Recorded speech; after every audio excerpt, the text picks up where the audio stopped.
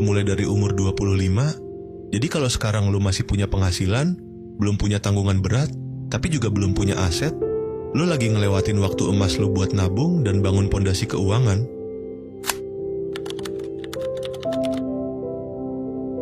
Ini realita ketiga yang jarang orang sadari, dan ini cukup nyakitin.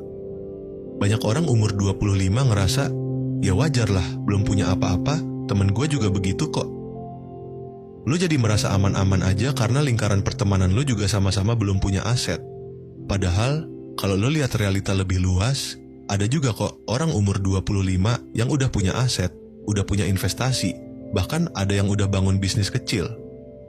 Mereka nggak kelihatan di Instagram, karena mereka sibuk ngebangun masa depan, bukan sibuk upload lifestyle.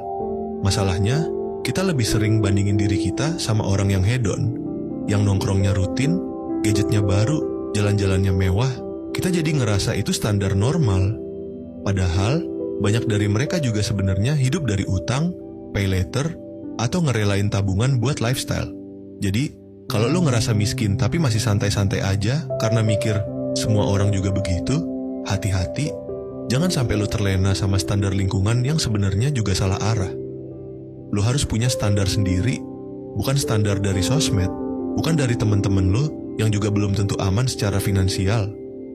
Gua nggak bilang lo salah karena belum punya aset di umur 25, tapi yang bahaya itu kalau lo nggak sadar dan nggak mulai berubah.